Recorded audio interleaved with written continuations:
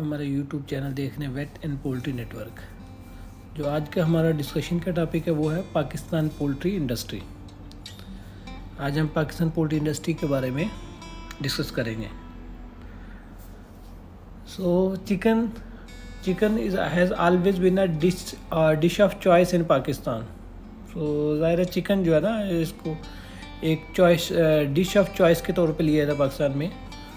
So people of Pakistan are deficient in animal product 12%, and more poultry meat is bridging this gap.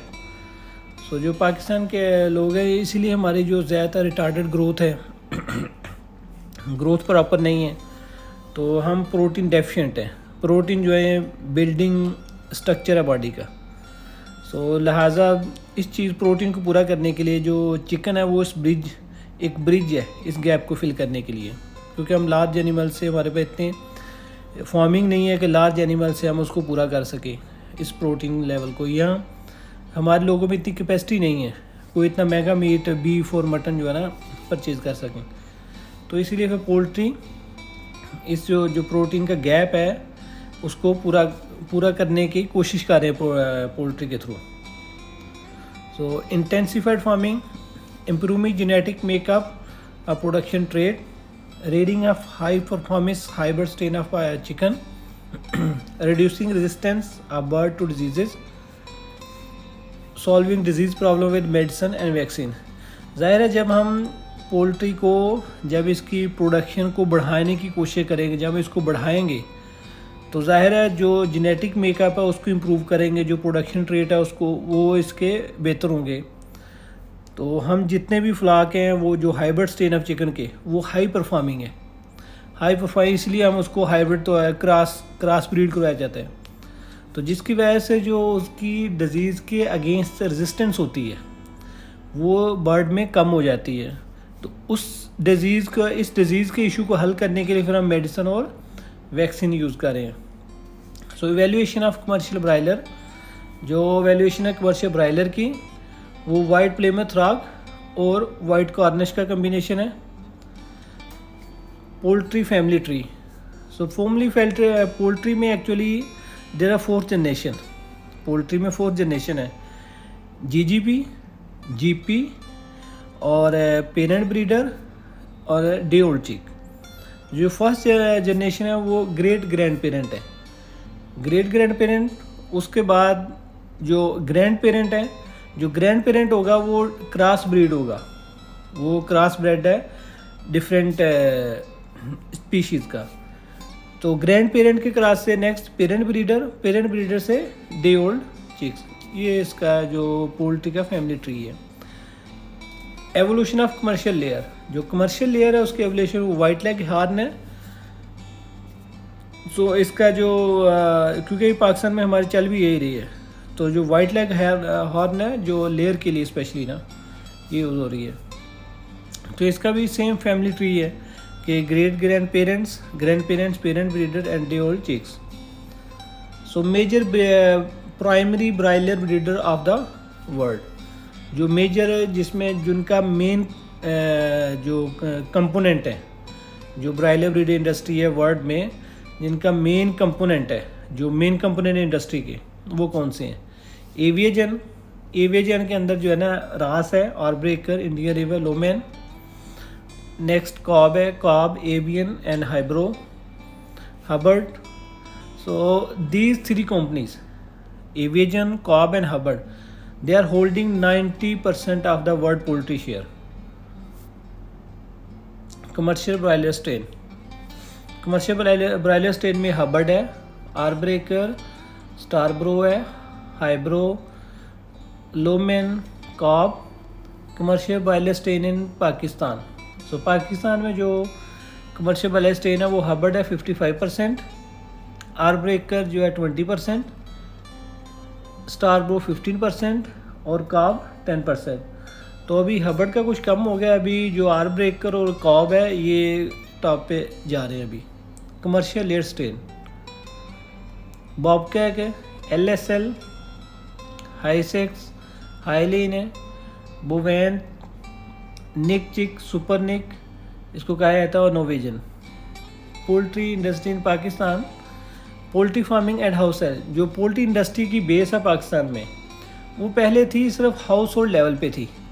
Poultry जितनी भी थी वो house hold level पे in mid of 19 से के जो उससे पहले थी वो सारी हाउस होल्ड लेवल पे किए थे, बैकयार्ड पोल्ट्री, कि घरों में कुछ मुर्गियाँ रख लीं तो इस तरह उसको मैनेज किया जाता था। लेकिन इन 1963 जो इसकी पोल्ट्री के बारे में जो कैंपेन है वो गवर्नमेंट लेवल पे शुरू की गई। So commercially oriented poultry initiated in 1963 and 1965। So जैसे पहले बताया कि इसका जो कैंपेन थी वो 1963 में शुरू होगी। पीआईए शेवर ने शुरू की थी ये, और 1965 first poultry feed mill, 1965 to 66 ये लेयर का शुरू किया गया। Emerge as a significant component of livestock industry in 1976।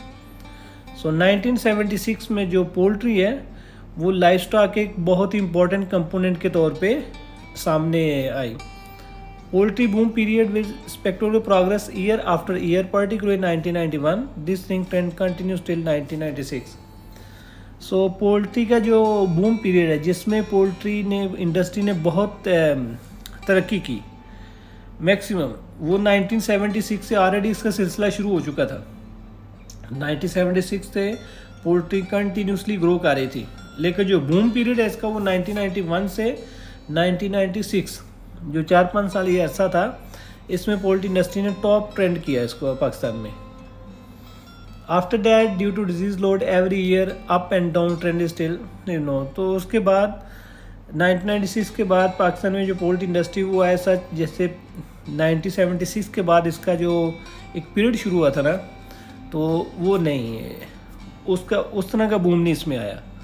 तो इसकी मुख्तलिफ डिफरेंस है, एक तो जो डिजीज़ का लोड हो गया, दूसरा फिर हमारी मैनेजमेंट जितना हम इसको कमर्शियल करते गए तो इसकी स्प्रेडिंग होती गई, तो हमारी मैनेजमेंट के इश्यूज़ भी आते गए, जिसका disease load at the end जो मैनेजमेंट इश्यूज़ होंगे वो आपके डिजीज़ की शक्ल में आपके सामने आएंगे, जो मिसमैनेजमेंट आपकी जितनी भी होगी, तो वो डिजीज़ लोड बढ़ता गया। तो आपकी वजह से उसकी वजह से, और ये ट्रेंड अभी तक भी चल रहा है कि कभी हमारे कुछ सीज़न में पोल्ट्री के रेट्स बहुत हाई होते हैं, कभी बहुत डाउन होते हैं, तो जिसकी वजह से कोई स्टेबिलिटी नहीं है मार्केट में। Development of Pakistan poultry industry, the subsequent development of Pakistan poultry industry can divided into 4 phases.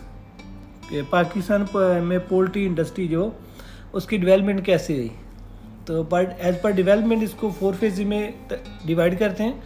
The introductory period 1965 to 1970, जो इसकी 1963 में जो इसकी पीआई शेवर ने इसकी कैंपेन की थी 1965 में, तो 1970 तक ये इसका इंट्रोडक्टरी पीरियड था कि इंट्रोड्यूस हो रही थी पोल्ट्री पाकिस्तान में कमर्शियल लेवल पे। इंस्टीट्यूशनल डेवलपमेंट 1971 to 1975, इसको बाद इंस्टीट्यूशनल लेवल पे देखा गया का इसको स्टडी भी किया गया डिवाइस है। तो जो इसकी जो इंस्टीट्यूशनल डेवलपमेंट थी वो 1971 to 1975 में। द प्रोडक्शन बूम जैसे कि मैं बताया कि 1976 to 1990 कि इसमें प्रोडक्शन 1976 का काफ़ी बूम आया इसमें, तो ये एक पीरियड था। तो जो 1991 से 1996 का था वो एक इसमें मतलब है कि आप कह लें ग्रेस पीरियड था पोल्ट्री का ना, पोल्ट्री इंडस्ट्री में। सो डिप्रेशन एंड एडजस्टमेंट, उसके बाद इसमें जो 96 के बाद जो डिप्रेशन और एडजस्टमेंट टिल नाउ तो 2011 और 2022 अभी तक इसमें डिप्रेशन भी एडजस्टमेंट हो रही है। कभी आपका पोल्ट्री जो है ना वो कभी लेवल उसका अप जाता है, कभी डाउन है। रेट्स आपको पता है कि रेट डेली चेंज हो रहे हैं, और मंथली भी इसमें बहुत सारी चेंजेस आ रही हैं। पाकिस्तान पोल्ट्री इंडस्ट्री 2009 to 10, जो इसमें एम्प्लॉयमेंट जो वॉल्यूम था वो 1.5 मिलियन था। 8.5 मिलियन जो ब्रायलर पेरेंट स्टॉक थे, broiler parent stock mean 3rd generation. 900 million जो कमर्शियल ब्रायलर है। Layer parent stock 0.43 million, commercial layer 35 million, feed production 5.51 ton. It's growth rate is 10 to 12% annually. जो poultry का growth rate है वो एक ID के मुताबिक ये ना 10 to 12% पर ईयर है। 40% ऑफ टोटल मीट कंजप्शन है being procured from the poultry products. तो जितनी भी जो मीट कंजप्शन है, जो हम पर कैपिटा मीट, हम लास्ट प्रेजेंटेशन में देखा भी है कि जो पर कैपिटा मीट कंजप्शन है वो अगर हम बीफ और मटन पे जाए तो वो बहुत कम है, क्योंकि हमारे एक तो उसकी फार्मिंग डिफ़िकल्ट है, इतने हाई लेवल पे हम फार्मिंग नहीं कर सकते। दूसरा, अगर फार्मिंग हो भी जाए तो हमारे लोगों में इतनी कैपेसिटी नहीं है कि वो उसको बाय कर सकें। सो पोल्ट्री को एक चीप सोच समझा जाता है प्रोटीन का ना। तो आपकी जो 40% मीट, ऑलमोस्ट हाफ, वो पोल्ट्री की शक्ल में ली जाती है। So we are producing 730 million table eggs per annum, 13,936 metric ton chicken meat annually. So अब जो हमारे, जैसा कि लास्ट में भी डिस्कशन की थी कि जो per capita consumption of meat है जो वर्ल्ड में स्टैंडर्ड है वो 41 kg है, जबकि पाकिस्तान में till now is 7 kg। Poultry, beef and mutton is 7। और जो वर्ल्ड में इसका स्टैंडर्ड है एग्स का, 300 eggs per capita per year, कि एक आदमी को 300 एग खाने चाहिए एक साल में। लेकिन पाकिस्तान में ये वो 300 के मुकाबले में 60 to 65 एग्स है। तो लिहाजा हम बहुत ज़्यादा, इसलिए है कि पाकिस्तान में जो लोग हैं वो 12% प्रोटीन डेफिशिएंट हैं। फ़र्ज़ करें कि उनको अगर 100 ग्राम प्रोटीन चाहिए डेली तो वो 88 ले रहे हैं। तो अगर एक बंदा डेली 88 ले रहा है 100 की बजाय, तो आप सोचें कि उसकी बॉडी जो जितनी रिक्वायर थी, जब आप प्रोटीन नहीं ले रहे तो एक साल बाद उसके ये है ना बॉडी का स्ट्रक्चर क्या होगा। तो इसलिए हम पाकिस्तान में लोग प्रोटीन डेफिशिएंट हैं। Whereas developed world is consuming 41 kg meat and over 300 eggs per capita per year. So component of the industry: parent breeding farm and hatchery, commercial layer and broiler farm।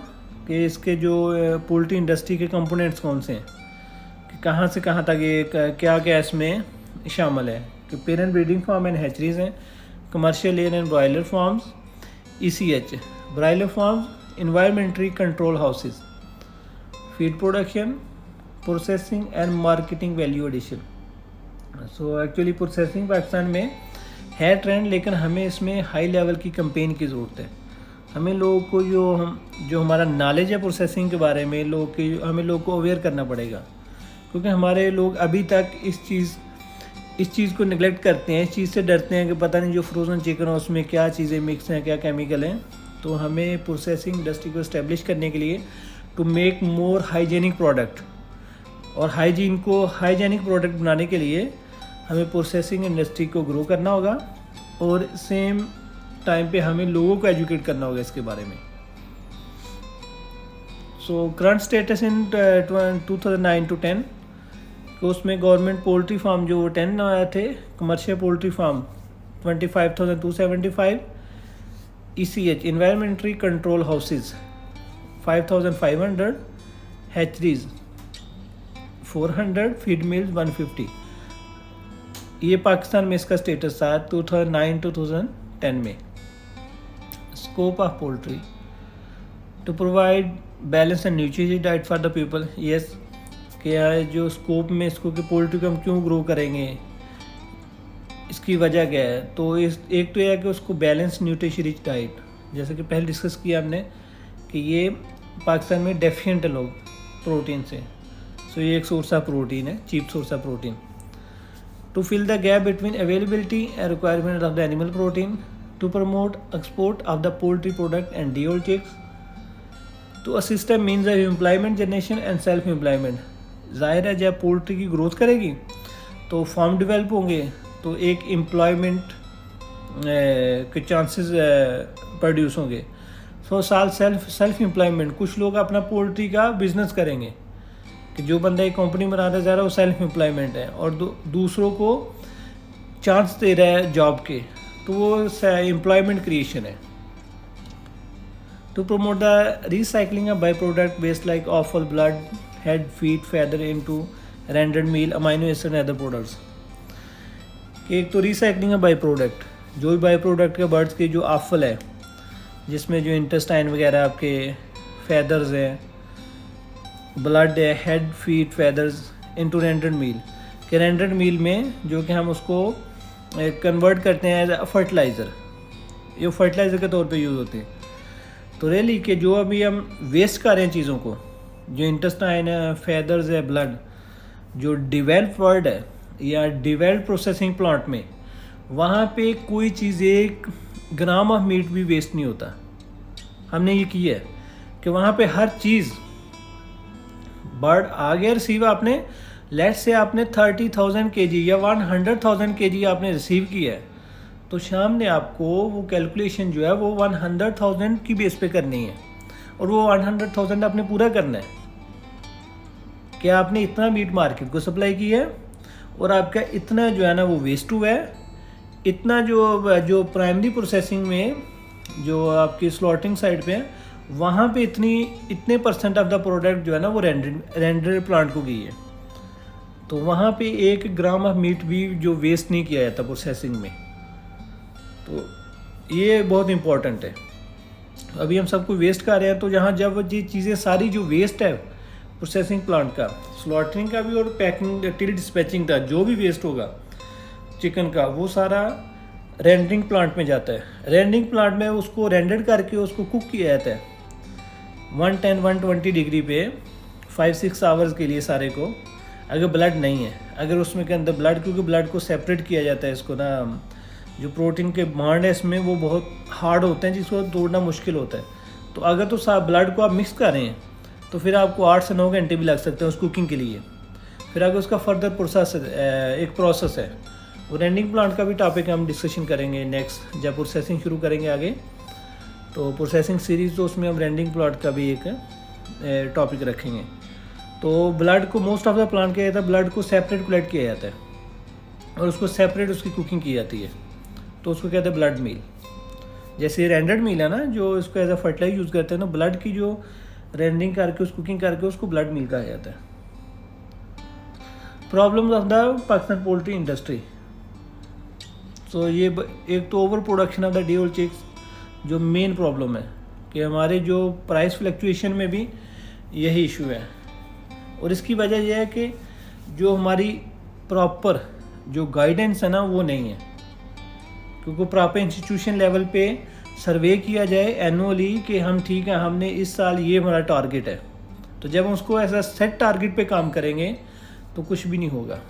सारी दुनिया में ऐसे चल रहा है, set targets होते हैं कि हमें इतने मीट की रिक्वायरमेंट है, हमें इतने चिक्स की रिक्वायरमेंट है पर ईयर, इस साल हमने ये करना है। देखिए पाकिस्तान में ऐसा नहीं है, कभी ओवर प्रोडक्शन हो रहा है, कभी उसकी प्रोडक्शन बहुत कम हो रही है। जब प्रोडक्शन कम हो रही है, वही चूज़ा जो 30, 35, 40 रुपये का है वो 80 to 100 भी पहुंच जाता है। तो जिस आदमी ने अगर 100 का चूज़ा लेना है तो सोचो कि उसकी कास्ट पर केजी कितनी आएगी लास्ट पे कैचिंग के बर्ड की, बहुत ज़्यादा कास्ट हो जाएगी, maybe to more than 250। तो अगर ऐसा ये इशू है 230, 250 या 225 उसकी कॉस्ट है, तो अगर आप उसको जब कैचिंग के दौरान अगर आप उसको नहीं देंगे वो प्राइस, कास्ट उसकी 230 है लेट से, और आप उसको दे दें 200 पर केजी या 180 पर केजी, तो पर केजी वो कितना लॉस खा रहा है उससे, तो वो तो दोबारा उठ सकेगा। तो ये जो बिज़नेस है, ये जो अगर नॉर्मल आदमी किसी ने 1 या 2 साइड के साथ शुरू किया तो वो तो 60 में बैठ जाएगा, उसके ऊपर लोन इतना हो जाएगा। तो इसीलिए हमें प्रॉपर इंस्टीट्यूशनलाइजेशन इसकी चाहिए कि उसको प्रॉपर इसको देखा जाए, इसको टारगेट किया जाए कि कितना हमें टारगेट क्या है हमारे इस साल, तो तब आप इसको प्राइस फ्लक्चुएशन को रोक सकते हैं। पुअर मैनेजमेंट, सेकंड कि पुअर मैनेजमेंट है, हम चाहते हैं कि हमारे एक साल में जो हमारा 6 फ्लॉक का टारगेट है तो हम उसको, या 7 का है तो हम 8 या 9 का टारगेट करते हैं, या उसके दौरान फ्लॉक के दौरान हम जो हमारी मैनेजमेंट है वो अच्छी नहीं है, डिज़ीज़ बर्डन बढ़ जाता है, आपकी मोर्टेलिटी बहुत ज़्यादा हो जाती है, तो आपका जो है ना वो भी आपको लॉस है। जो मैंने फ्लॉक की बात की, ज़ाहिर है जब आप फ्लॉक बिटवीन फ्लॉक के गैप है स्पेसिफिक पीरियड, आपने हाइजेनिकली उसको अच्छी तरह उसकी क्लीनिंग करनी है, डिसइंफेक्शन करनी है। अगर वो प्रॉपर नहीं करेंगे तो आपके जो पूरा फ्लॉक आप हर्डल में गुजारेंगे, पूरा फ्लाक आपको कभी कोई डिजीज़ का जो रिस्क आ रहा है, कभी कोई इशू बन रहा है आपके फ्लाक में, तो जो proper cleaning and disinfection is too much important. तो ये भी हम जो ब्रायलर सीरीज़ में हम इसको भी डिस्कस करेंगे। Different poultry disease specially viral like bird flu, variety of local and imported सब स्टैंडर्ड वैक्सीन एंड मेडिसिन। ज़ाहिर है कि एक आदमी जो अच्छी वैक्सीन इंटरनेशनल स्टैंडर्ड के लेवल की यूज़ कर रहा है, एक लोकल यूज़ कर रहा है। जो लोकल यूज़ कर रहा है वो एक रिस्क बन रहा है दूसरों के लिए भी। रेशन यूज़ ऑफ एंटीबायोटिक, हम एंटीबायोटिक का जो है ना यूज़ कर रहे हैं उसको, कि कोई भी एंटीबायोटिक हमें स्पेसिफिक जो डिज़ीज़ है उसका स्पेसिफिक टारगेट के अंदर एंटीबायोटिक इस्तेमाल करनी चाहिए। हम नॉर्मल ग्रोथ प्रमोटर के तौर पे एंटीबायोटिक चल रही है, नॉर्मल वाटर में ड्रिंकिंग में भी हम एंटीबायोटिक दे रहे हैं, तो ये भी अच्छा नहीं है। इसकी वजह से भी आपकी मेडिकेशन और वैक्सीनेशन की कास्ट भी होती है, तो जितनी मेडिकेशन ज़्यादा होगी उसकी कास्ट भी ज़्यादा होगी, तो उसका जो इम्पेक्ट है वो आपका end of per kg bird meat पे पड़ेगा, तो आपकी कास्ट ऑटोमेटिकली हाई जाएगी। Availability raw material to manufacture poultry feed, ये भी इंपॉर्टेंट है कि पाकिस्तान में हमारे पास अभी इतने रिसोर्सेज नहीं है कि हम जो पोल्ट्री फीड के इंग्रेडिएंट हैं उनको हम प्रोड्यूस कर सकें। जब आप इंपोर्ट करेंगे फ्रॉम अदर कंट्रीज़ तो आपको जो है ना उसकी एक कास्ट पड़ेगी, वो एक हैवी कास्ट। अगर उसमें जैसा कि कोरोना के दौरान टेम्परेरी लॉकडाउन और शटडाउन हो गए तो इंग्रेडिएंट की प्राइसेस हाई बढ़, आपकी जो कास्ट है वो हाई बढ़ जाएगी, जो ट्रांसपोर्टेशन कास्ट है, तो वो भी आपका एट द एंड जो है ना पर केजी मीट पे आपकी कास्ट आएगी उसकी। Price and quality of compound poultry feed, so हमें प्राइस को भी देखना और उसकी क्वालिटी, जो उसके इंग्रेडिएंट हैं उनकी क्वालिटी भी इम्पॉर्टेंट है, कि अगर आपकी फीड में फंगस है या साल्मोनेला का इशू है, जो इंग्रेडिएंट है स्पेशली, तो अगर वही अच्छी नहीं है तो आपके फ्लॉक की ग्रोथ भी अच्छी नहीं होगी।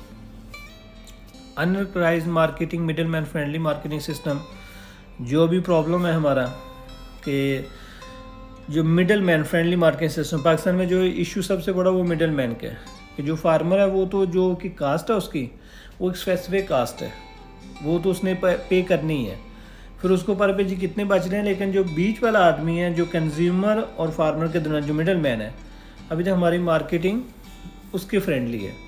पुअर कंज्यूमर अवेयरनेस, ज़ाहिर है जैसे मैंने डिस्कस के पहले किया कि हमें प्रोसेसिंग फैसिलिटीज़ को बढ़ाना होगा हाइजीनिक कंडीशन के लिए, और फिर उसको सेम हमें अवेयरनेस देनी होगी लोगों में।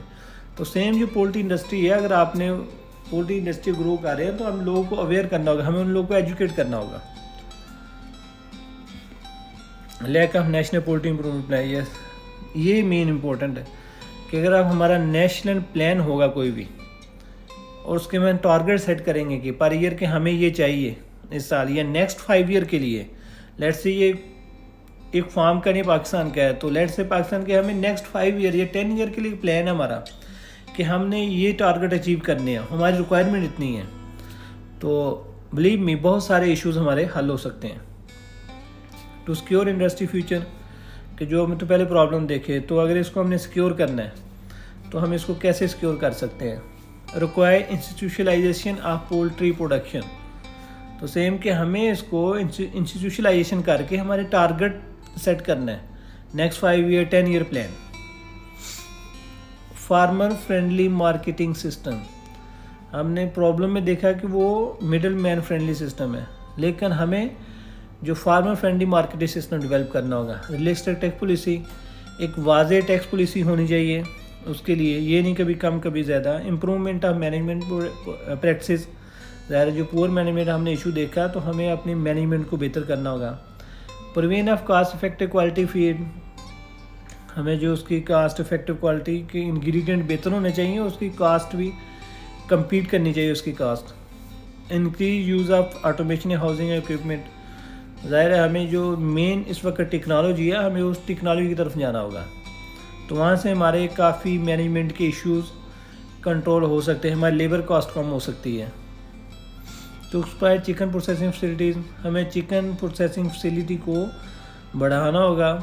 To create acceptance of frozen and branded chicken, तो ये जो चीज़ है ना acceptance of frozen and branded chicken, इस चीज़ के बारे में हम लोगों को अवेयर करना होगा कि जो हमारा कंसेप्ट है हमारे घर में भी है, मतलब है कि हमारे घरों में ऐसा है कि उनको बताया जाए कि फ्रोज़न प्रोडक्ट नहीं इसमें कोई केमिकल मिक्स होगा, तो ऐसा कुछ नहीं है।